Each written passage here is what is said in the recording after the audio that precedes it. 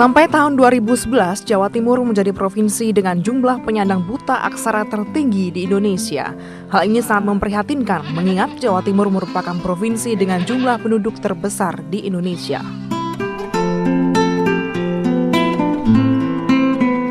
Menurut hasil sensus nasional tahun 2010, jumlah penyandang buta aksara di Jawa Timur sekitar 3,4 juta orang atau 10,85% dari jumlah penduduk. Daerah dengan penyandang buta aksara terbesar di antaranya kabupaten kota di Pulau Madura, Situbondo, Bondowoso, Probolinggo, Ngawi, Jember, dan Ponorogo. Jumlah penyandang buta aksara di Jawa Timur umumnya terdapat di daerah pedesaan yang minim sarana pendidikan formal dan mempunyai tingkat pendapatan yang rendah sehingga sulit memperoleh akses pendidikan yang lebih tinggi.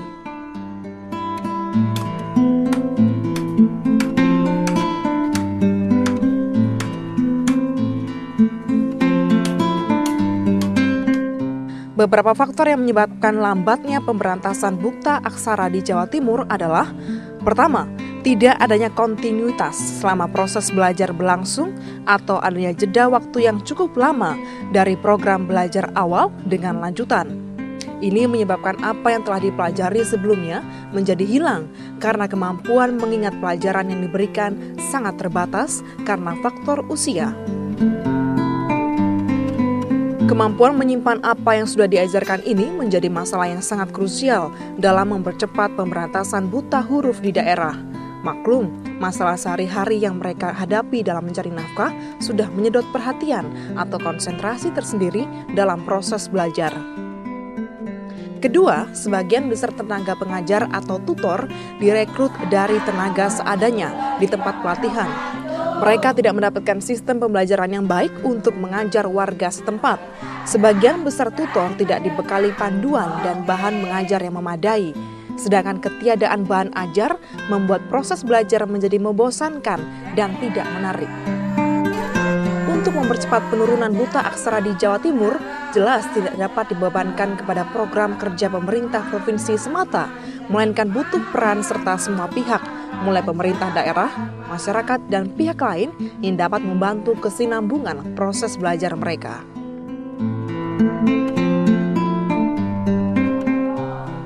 Pemberantasan buta aksara di Jawa Timur membutuhkan peran dan sinergi dari semua pihak, dari tingkat pemerintah, provinsi, sampai daerah, sehingga gerakan pemberantasan buta aksara dapat terlaksana secara komprehensif untuk menurunkan angka buta aksara secara signifikan di Jawa Timur.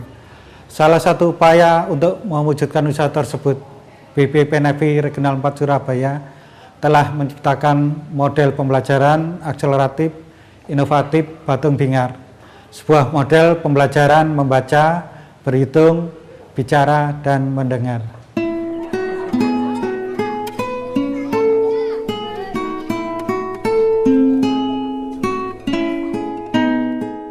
Model pembelajaran Batung Bingar yang dicetuskan oleh Balai Pengembangan Pendidikan Non-Formal dan Informal atau BPPNFI Regional 4 Surabaya ini kini telah diterapkan oleh kelompok belajar Melati di Dusun Maten, Desa Selorejo, Kecamatan Mojowarno, Kabupaten Jombang.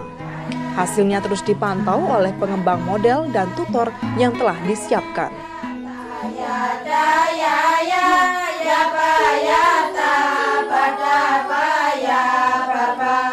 Model pembelajaran Batung Bingar ini dalam pelaksanaannya selalu disesuaikan dengan kondisi setempat, seperti cara membaca atau menghafal huruf serta ejaan yang akan dipelajari dilafalkan dengan menggunakan irama lagu yang mereka kenal sehari-hari agar lebih mudah untuk mengingatnya.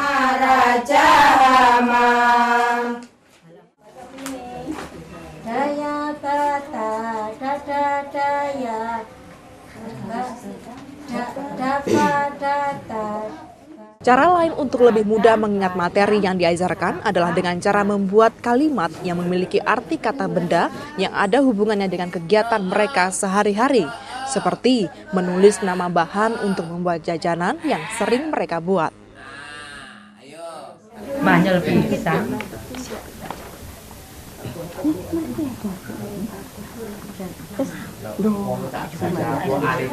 Betapa iku ambek mendetekan diri barang.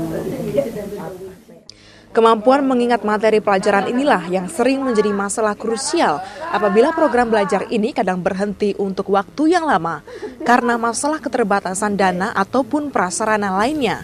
Program buta huruf ini dapat berjalan efektif jika ada kesinambungan proses belajar yang mereka ikuti. Ya, Ibu ingat apa, Ibu? Iya. Saudara, berdasarkan sensus penduduk tahun 2010, Jawa Timur menempati urutan pertama sebagai wilayah yang memiliki masyarakat penderita buta aksara terbanyak di Indonesia. Dan oleh karena itu, BPPN-FI Jawa Timur mengembangkan suatu model pembelajaran 48 jam yang diharapkan menjadi solusi untuk memberantas penderita buta aksara di Jawa Timur. Langsung saja kita lihat bagaimana model ini berjalan. Assalamualaikum Bapak, Ibu-Ibu semuanya. Waalaikumsalam warahmatullahi wabarakatuh. Sewu ya, serentak sekali jawabannya. Ini sedang pembelajaran buta aksara di sini Pak ya? Betul, iya. Ya. Kok tadi saya dengar ada yang menyanyi gitu. Iya. Menyanyi apa itu Pak sebenarnya? Itu sebenarnya menyanyi untuk memudahkan warga belajar memahami salah satu metode yang digunakan di dalam pendekatan Batung Bingar ini yang disebut dengan kata kunci. Kata kunci. Kata kunci. Jadi menggunakan kata kunci salah satu metodenya. Oh, kata kuncinya apa saja itu Pak? Daya Bata, Raja Hama, Kacagala, Sapawana. Daya Bata, Raja Hama, Kacagala, Sapawana. Iya. Sudah itu saja? Itu saja. Oh, kenapa dipilih apa tadi kombinasi suku kata gitu Pak ya? Iya, Daya Bata gitu. Jadi daya itu kan sudah menjadi satu kata. Iya. Jadi hal-hal yang real gitu, yang dialami, sudah digunakan keseharian oleh mereka. Jadi bukan suku kata atau huruf. Jadi memang belajarnya dengan metode Batung Bingar ini tidak langsung pada pengenalan huruf, tetapi menggunakan kata kunci itu untuk mengarahkan mereka pada hal-hal yang konkret, sehari-hari dipakai, gitu didengar oleh mereka. Tapi seperti apa bentuknya itu nggak tahu kan gitu. Jadi bentuk bunyi mereka sering mendengar, tetapi bagaimana bentuk tulisannya itu kan nggak tahu gitu. Dan membunyikan itu nggak tahu. Ini Batung Bingar itu apa Pak? Itu akronim atau singkatan dari 5 standar kompetensi keaksaraan dasar sesuai dengan standar yang dikeluarkan oleh Direktorat Dikmas, yaitu baca, tulis, hitung, bicara, dengar. Jadi 5 kompetensi dasar inilah yang minimal harus dikuasai oleh warga belajar atau masyarakat penyandang buta aksara, sehingga mereka bisa dikatakan tuntas keaksaraan dasarnya tercapai gitu. Dan yang menarik adalah metode tadi seperti kata kunci tadi dikemas dalam bentuk nyanyian yang mungkin sudah cukup dikenal oleh warga sini ya. Betul. Nyanyiannya bernuansa dangdut Melayu gimana iya. Jadi Islami gitu ya. Salawatan sekali. Salawatan gitu. Memang tuh dipilih untuk semakin memudahkan mereka Pak ya untuk belajar. Betul. Jadi pertama tentu hal-hal yang memudahkan untuk memori dari warga belajar ini bisa ingat betul, melekat gitu. Kemudian yang kedua bahwa belajar itu harus menyenangkan, gitu. Bukan suasana yang tertekan gitu. Bukan anak-anak saja yang belajar menyenangkan ya. Tapi harus dengan orang tua juga. Untuk di pendidikan keaksaraan dasar ini juga harus belajar yang menyenangkan, tidak ada tekanan, tapi juga dapat mencapai hasil yang optimal. Bu, untuk daerah ini sendiri, kecamatan ini sendiri, mungkin ada kebijakan khusus untuk pemberantasan buta aksara di daerah ini? Kebijakan khusus dari kecamatan itu kita itu menyesuaikan dengan program pemerintah Kabupaten Jombang, yang dimana di Jombang, karena Jombang itu sekarang sudah masuk menjadi Jombang Layak Anak, dan kebetulan Mojowarno termasuk dari 9 kecamatan yang menunjang Jombang Layak Anak. Jombang Layak Anak? Ya. Maksudnya itu gimana Bu? Jombang Layak Anak itu maksudnya Kabupaten Jombang yang mempunyai keinginan memberikan wajib belajar kepada semua warganya Kabupaten Jombang minimal 12 tahun. Jadi wajib Dikdas 12 tahun itu dapat dikatakan Jombang Layak Anak. Dan Kabupaten Jombang itu mensupport penuh pendidikan yang ada di Kabupaten Jombang. Walaupun di dalam pemerintahan itu ada wajib Dikdas 9 tahun. Tapi Jombang sudah berani 12 tahun mencanangkan 12 tahun.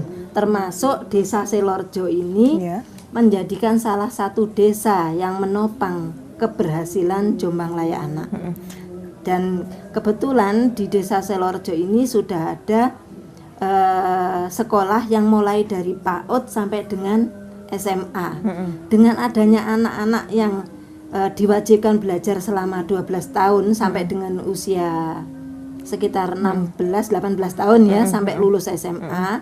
Namun kalau ibu-ibunya tidak diberdayakan dalam hal pendidikan, utamanya dalam keaksaraan, itu kan tidak seimbang. Untuk itu di Mojowarno diinginkan semua masyarakatnya nanti bebas buta huruf, sehingga di sini diberdayakan semua ibu-ibu, diharuskan paling tidak bisa baca tulis. Karena bagaimanapun ibu juga salah satu orang yang dekat dengan anak-anak gitu ya. Yang nantinya juga membantu anak-anak dalam hal belajar. Dalam pendidikan paling juga. tidak mendampingi anak-anak belajar di situ. Itu Pak Amin, yang ada. kalau kita berbicara tentang statistik begitu, Jawa Timur ini nomor 1 Pak se-Indonesia.